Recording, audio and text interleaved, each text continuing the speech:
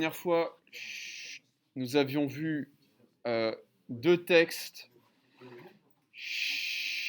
qui avaient des objets et des objectifs différents, à savoir le texte du Pari de Pascal dans les pensées, qui vise à persuader les libertins athées de parier sur l'existence de Dieu, et nous avions vu que ici on pouvait éventuellement trouver raisonnable de croire en l'existence de Dieu. En revanche, là, dans 2 secondes, je suis le seul à parler, sinon j'en dégage en masse.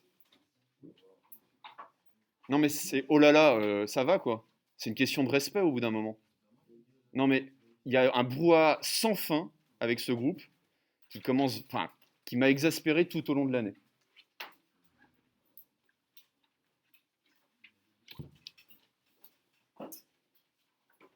Donc,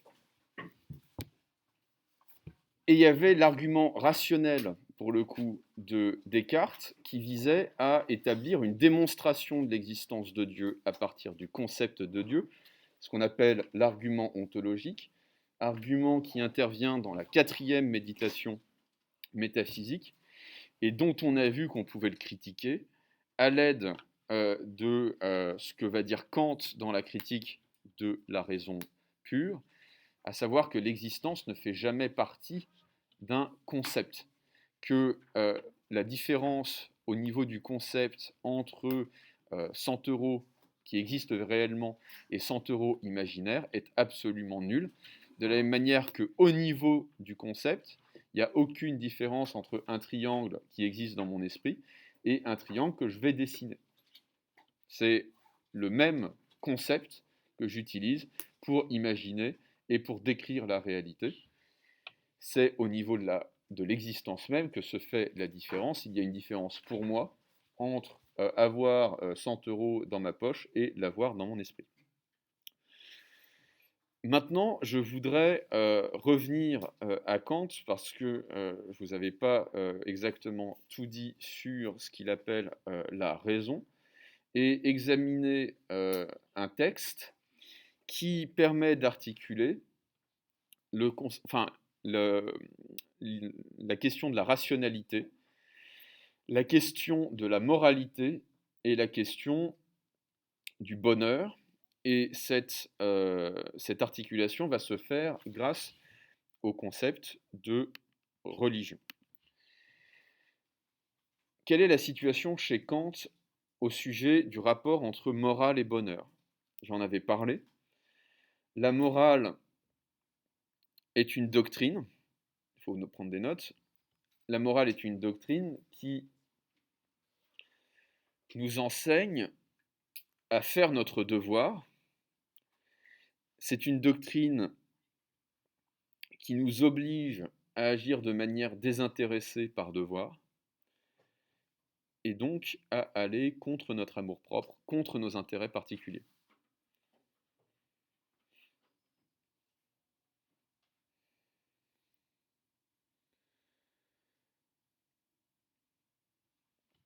Donc, est-ce que la morale va nous permettre de trouver le bonheur, comme dirait Christophe Maé? La réponse est non. C'est-à-dire que la morale nous pousse, dit Kant, à vivre de manière sainte, mais certainement pas de manière heureuse.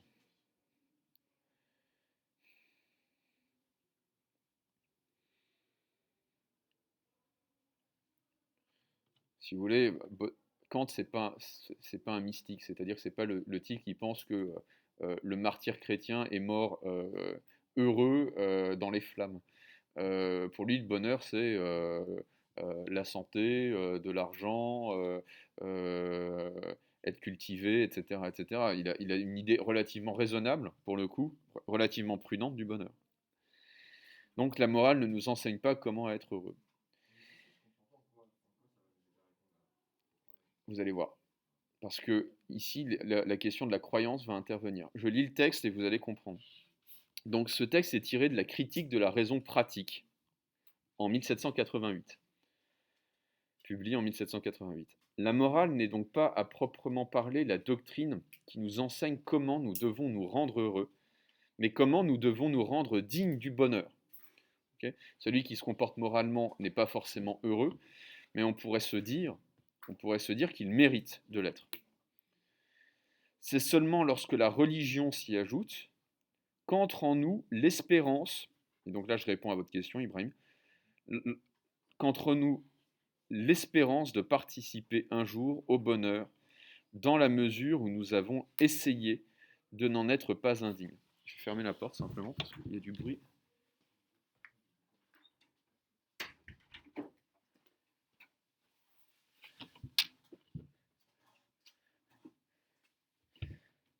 Donc, ce que dit Kant, c'est que la morale s'oppose le plus souvent à la recherche directe du bonheur. La morale nous enseigne à nous comporter, nous apprend à nous comporter de manière digne du bonheur, mais certainement pas à être heureux.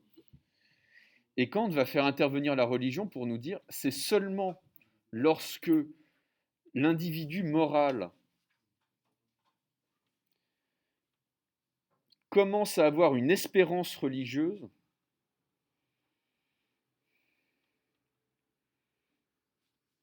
que la morale peut nous conduire au bonheur, peut le conduire au bonheur. Donc, justement, pourquoi? L'espérance religieuse, dit Kant, c'est une médiation, une passerelle entre la morale et le bonheur, et la question c'est effectivement pourquoi et comment. Alors, pourquoi? Je vous le dis tout de suite. Parce que sans cette espérance, effectivement, la morale est comme une muraille de Chine qui s'oppose à notre bonheur. L'espérance religieuse vient nous donner une espérance qui se situe au-delà en fait de la loi morale. Ça vient donner du sens à la loi morale. Et comment? Eh bien, ça c'est la mauvaise nouvelle, c'est après la mort. C'est-à-dire que une vie sainte ne peut pas déboucher vers l'espoir du bonheur si on ne croit pas en une vie après la mort. Donc nous serons récompensés par Dieu, peut-être, on peut l'espérer, mais seulement après la mort. Donc je poursuis la lecture du texte. Il suit donc de là qu'on ne doit jamais traiter la morale en soi comme une doctrine du bonheur, c'est-à-dire comme une doctrine qui nous apprendrait comment devenir heureux, mais quand elle a été exposée complètement, elle qui impose simplement des devoirs et ne donne pas de règles à des désirs intéressés, quand c'est éveillé le désir moral qui se fonde sur une loi, de travailler au souverain bien, de nous procurer le royaume de Dieu, désir qui n'a pu auparavant naître dans une âme intéressée, quand pour venir en aide à ce désir, le premier pas vers la religion a été fait, alors seulement cette doctrine morale peut être appelée aussi doctrine du bonheur, parce que l'espoir d'obtenir ce bonheur ne commence qu'avec la religion. Autrement dit, que dit Kant? Kant nous dit, nous avons en nous la loi morale. Nous avons en nous la raison qui nous enseigne à distinguer, à discerner le bien du mal. Mais cette raison est sans raison. C'est-à-dire qu'on ne sait pas pourquoi, on ne peut pas connaître pourquoi la loi morale est en nous. Pourquoi la raison pratique est en nous. Donc que va faire la raison pratique? La raison pratique va chercher à donner un sens à la présence de la conscience morale en nous. Et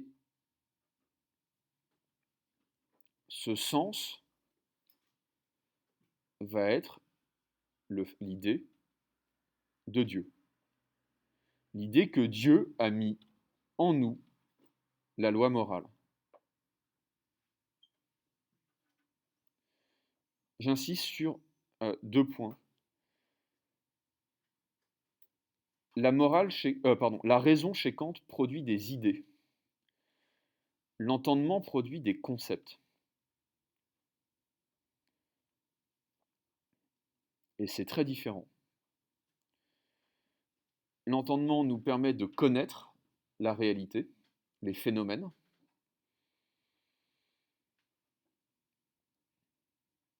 Voilà, l'entendement, c'est ce qui nous permet de connaître les tables, les individus, le monde qui nous entoure, en formant des concepts qui sont liés à l'expérience que nous avons du monde extérieur. La raison vise à donner un sens à nos connaissances en les unifiant, en cherchant à les unifier.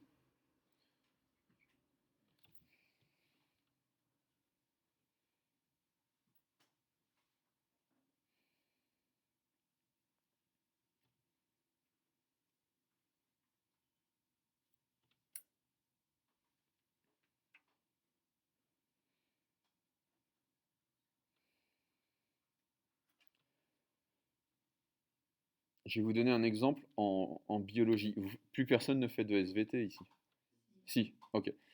La notion d'organisme, la notion de fonction organique, c'est pas un concept pour Kant, c'est une idée. C'est-à-dire que Kant est déjà pré-darwinien, il va dire on n'a aucune raison de penser qu'un organisme fonctionne, qu'il y a un sens dans l'organisation de la vie. Si ça se trouve, la vie est absurde, sans signification, au niveau organique. On sait par exemple que l'œil, l'organe de l'œil, est à l'origine une tumeur sur un lézard. Et cette tumeur va donner naissance à un nouvel organe. Okay. Globalement, c'est comme ça que se développent les mutations. Les mutations, ce sont des cancers qui ont réussi. La tumeur produit un nouvel organe et nous, on regarde ça comme un organe qui a un sens par rapport à nous, c'est-à-dire qui fonctionne dans un système qu'on appelle le corps. Ça, c'est une idée. C'est une idée qui permet de donner du sens à des phénomènes que nous pouvons observer. Dieu, c'est pas un concept, c'est une idée. C'est-à-dire, c'est ce qui va permettre de donner du sens à la conscience morale. Je ne connais pas Dieu et je ne peux pas le connaître parce que ce n'est pas un phénomène. En revanche, dit Kant, il y a certains phénomènes qui n'ont pas de sens sans l'idée de Dieu. Dieu est un idéal qui va me permettre de donner un sens à, en particulier, la conscience morale.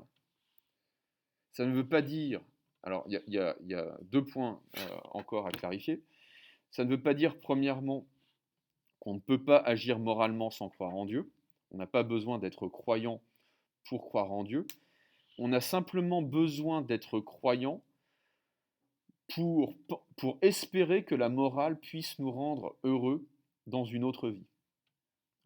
L'idée d'autre vie, d'au-delà de cette vie terrestre, elle est nécessairement liée à une espérance religieuse. Ça, c'est le premier point. Et le deuxième point, et ça, c'est le plus important, on n'a pas besoin de croire... on n'a pas besoin, excusez-moi, il ne suffit pas de croire en Dieu pour agir moralement. C'est le deuxième point. C'est-à-dire qu'on pourrait très bien penser, et c'est ce que Blaise Pascal, en fait, mettait en perspective dans le Paris, on peut très bien croire en l'existence de Dieu par crainte ou par intérêt. Par peur de l'enfer ou par l'espérance d'obtenir le paradis. Mais Kant va dire la véritable foi ne peut naître que chez l'individu qui se comporte déjà moralement, c'est-à-dire de manière vraiment désintéressée. On n'agit pas moralement et on n'agit jamais moralement par intérêt, c'est-à-dire par peur de l'enfer, par peur du paradis, par espoir du paradis.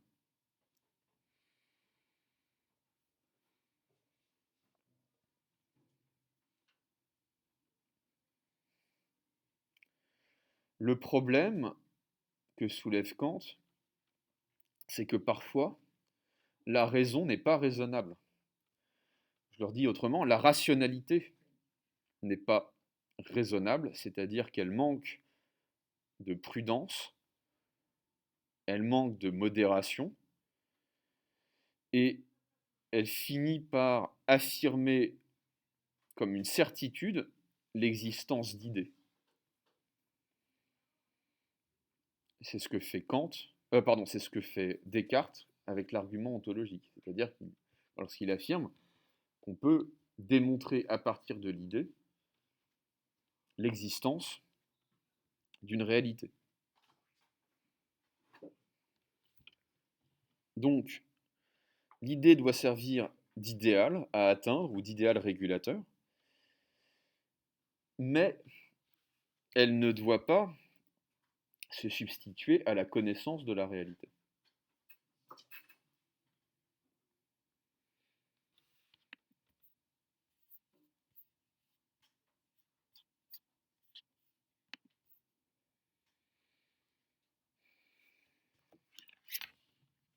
Voilà. J'en ai fini pour la question de la raison et de la croyance.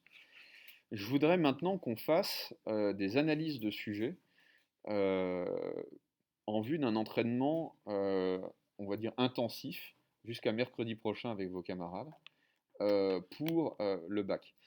Je ferai en sorte aussi de ne pas faire les mêmes sujets avec vos camarades de TG4, comme ça vous aurez accès au maximum, on va dire, de sujets possibles. Donc, est-ce qu'il y a un thème en particulier du programme sur lequel vous n'êtes pas à l'aise et que vous voulez bosser? Je peux penser par exemple à l'État ou à la politique. Euh, la conscience. Alors, on va regarder.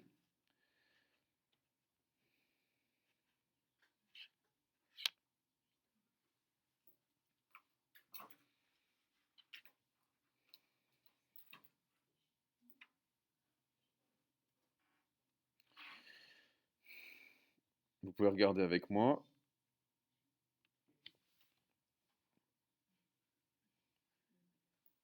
Ah bah ça c'est pas mal, hein. Suis-je ce que j'ai conscience d'être? Ça?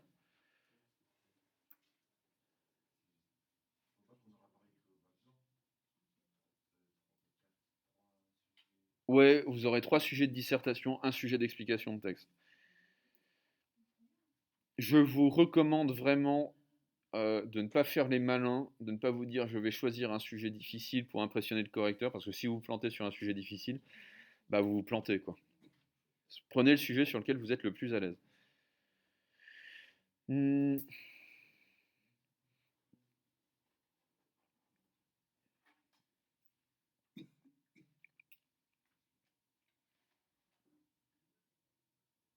non, bah ça me semble bien ça. Suis-je ce que j'ai conscience d'être? Je vous laisse 10 minutes pour essayer d'analyser le sujet et de voir le problème.